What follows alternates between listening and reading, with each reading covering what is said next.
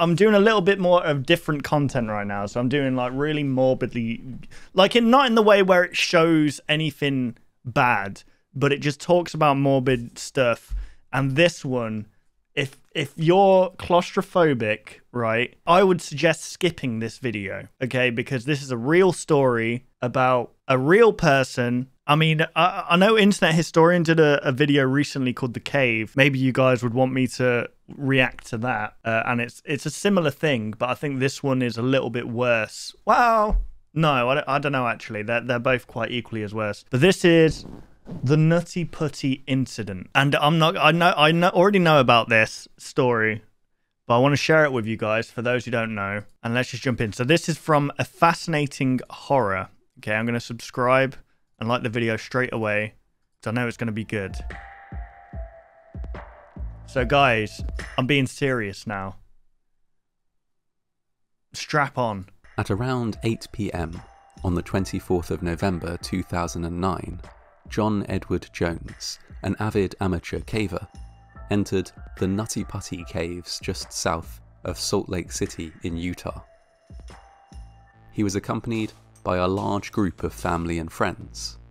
It was, after all, just before Thanksgiving. Ugh. The trip was intended to be a brief adventure that they could share before the holiday. What it turned into was a living nightmare that would cost John Edward Jones his life. Ugh. Oh, God.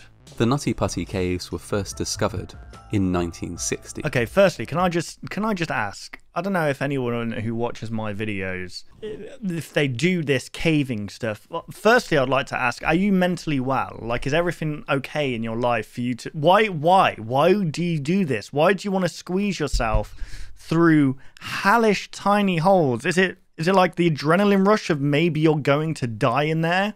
Because this is madness. This is crazy right here. And were named for the soft brown clay which lined many of the passages. The crack. The system consisted of dozens of rooms, connected by narrow, low-ceilinged corridors. Although it required a great deal of wriggling and crawling to navigate, it was considered a good cave system for beginners. Good lord. And was visited by thousands. A good cave system for beginners? Those visitors could enjoy features which included the Big Slide. What's that? A room wherein the floor descended at a 45-degree angle. Okay. There was also the maze. Are these structured, like, are they done by humans, or is it naturally occurring caves? Or are some people, do they go into these caves and then make little routes in there? Confusing jumble of tiny chambers and tight corridors that were fun to explore, and contained a hollow rock that was said to ring like a bell when struck. As supposedly beginner-friendly as the caves were, they weren't without issue. From 1999 to 2004, a number of people, including 2 Boy Scouts, became stuck in tight or narrow parts of the caves and had to be rescued by professionals. How would you know that where you'll go? I guess you'd have to know the layout of the cave. But to even, like, explore these caves, someone had to explore these caves in the first instant, right? How do they know how to go in? Like, do they go feet first all the time just in case there's a dead end and they can't turn around? I don't understand how it's done. These incidents led to some changes in the way the cave was managed. After being gated for a number of years, the caves were reopened with a registration system in place. Okay. Groups would have to book online to ensure that cave management knew who was down there. Okay, this is all new to me, by the way. So this I've only heard about this story like straight away, like just saying how it is. I've never heard about the history of the cave. Be overly crowded at any one point in time. That was the situation when John Edward Jones and his friends and family entered the Nutty Putty Caves on the 24th of November 2009. Amongst the group was John's brother, Josh. Jeez. Between them, the 2 siblings had a great deal of caving experience. During their childhood, they had gone on numerous underground adventures across the state of Utah, although They had never before visited the Nutty Putty caves. Never again. For almost an hour, the trip went well.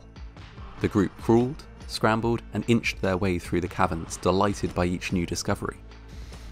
At around 9 p.m, It makes me feel anxious. John found what he thought was the entrance to Birth Canal, a well-known stretch of the caves, so named because of how tight and narrow it was. Where was he, though? The passageway which confronted John certainly fitted that description. He squeezed inside and wriggled forward. When the narrow crevice took a downward turn, he hesitated for only a moment. The narrow space looked as though it might open out a little bit further down, and besides, he was sure that he was in Birth Canal, a passage which he knew could be safely navigated if he just kept his nerve. Jesus! Unfortunately, John wasn't in Birth Canal after all. Instead, he was wriggling headfirst down an uncharted tunnel in a different part of the caves.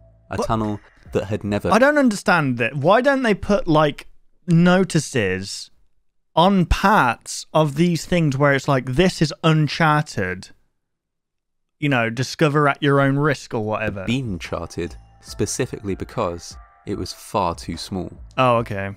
Unaware of the danger, John crawled onwards until he couldn't. When he realised he was stuck, he was head down in an almost vertical passage, the diameter of which was smaller than a front-loading washing machine. Oh my god. He couldn't move an inch. Ah!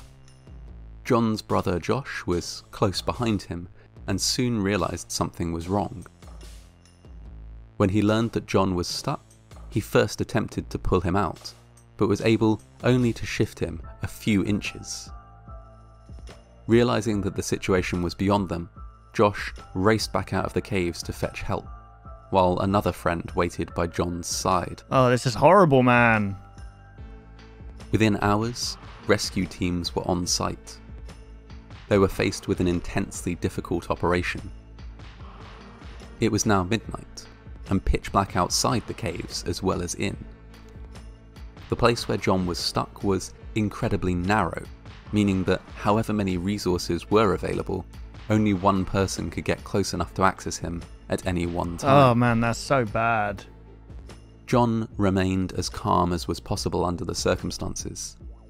Indeed, when the first rescue worker arrived on scene, he thanked them for coming and told them that he really wanted to get out.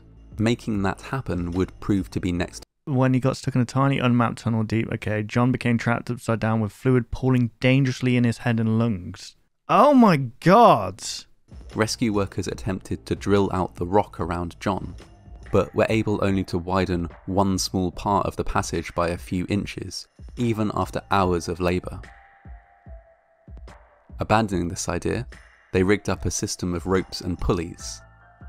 Securing a loop around John's legs, the only part of him that they could reach, they started the slow and painful process of hauling him out. At first, it seemed like this tactic might succeed.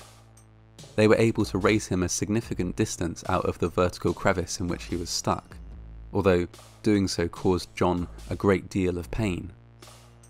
Jeez, man. While they stopped to rest, a radio was lowered down to John so that he could communicate with his pregnant wife, who waited for him outside the caves. Oh my god. This is just horrible, isn't it? This is just a nightmare. Just a straight up nightmare. Has there been a film about this? At this stage, John had been stuck in place for 19 hours. Oh my god. Almost an entire day spent upside down in a space so small that breathing was difficult. Jeez. Being upside down for that length of time is not a trivial inconvenience. It causes blood to pool in the head, where it can rupture a blood vessel or put so much pressure on the eyes that it causes blindness. The organs lie heavily on top of the lungs, resulting in breathing difficulties and often unconsciousness. For some people, being suspended upside down for as little as 10 minutes can be fatal. Oh my god, man. John had been stuck that way for almost an entire day. Jesus Christ. Despite this, he remained quite calm. After several more pulls, he was high enough that he could make eye contact with one of the rescuers. When asked how he was faring, he said only, "It sucks. I'm upside down. I can't believe I'm upside down. Yeah. My legs are killing me." At this stage, exhausted and in agony as John was, the possibility of escape must have seemed like a very real one. An escape from his confinement, medical attention, contact with his friends and family, all of these things were so close they must have been almost tangible to him. Ugh. It was at this point that everything went wrong. As the rescuers hauled once more on the rope, something gave way explosively. The rescuer closest to John was hit in the face and briefly knocked unconscious. When he recovered, all he could see was dust and darkness. It took several minutes for him to orient himself and work out the terrible truth. John had slipped right back down into the crevice from which they'd been hauling him. Can they not pull him up anymore? What had happened? A stone arch around which the rope had been looped had shattered, and the next nearest bolt had pulled out of the rock, creating slack in the rope and allowing John to fall. Oh, good lord, man. The bolt was what had hit the rescuer in the face and knocked him unconscious. I didn't know that. I didn't know that happened. The injured rescuer... So he was there. He was literally getting pulled up, and he must have been like, "Oh, I'm finally getting out of here." And then the freaking bolt gave way. Oh, God. And he was straight back down there. Evacuated from the cave for treatment. Imagine, like, the shift from, like, "Oh, my God, I'm actually getting out here. I'm going to see my pregnant wife. I'm going to see my family," to bang, fuck. Replacement I'm going to die. The narrow defile. It's so horrible. They spoke to John, but could get no response, and could hear that his breathing was laboured and shallow. Desperate, they wriggled down into the narrow cave to try and loop another rope around his waist, but became stuck themselves and had to be helped back out. A doctor was escorted down into the caves to assess John as best he could. The news was the worst that there could possibly be. John had passed away. Damn. Despite a day-long rescue effort involving dozens of workers, the confinement and the inversion had taken its toll. He was declared dead at midnight on November 25th. That is just unspeakable, His friends man. and family, needless to say, were devastated by the news. John was just 26 at the time, fit and healthy, and with a child on the way. His loss in a cave system considered relatively safe for beginners was a shock to everyone. There should have been warning signs. It was quickly determined that any operation to retrieve his body would be impossibly difficult and dangerous. The landowner, appalled by the incident, initially wished to dynamite the caves, destroying them completely, but was dissuaded from doing so. Okay. Instead, the caves were sealed shut with a concrete plug, turning them into a tomb for John Edward Jones. Jesus. A plaque was installed at the entrance to memorialise the final resting place of an exceptional young man, lost way before his time. So did they concrete the whole cave system or just the area in which he died? Because imagine, like, going in there knowing that there's just a freaking corpse there. And again, I mean, if you go into a graveyard, it's like that. But I mean, it's more devastating in this that, you know, the guy died there. He died there. Oh, it was really well documented, though, by this guy. That was fascinating horror, guys. Got a nice narration voice, very informative. You guys should definitely go check them out. But yeah, I'm never going caving. And I've seen multiple videos to this where it's just, I don't know how many people die to caving incidents a year. But from the instance I hear, even if it's really like a small minority of people, it's horrific for sure. But there we go, guys. Go subscribe to Fascinating Horror.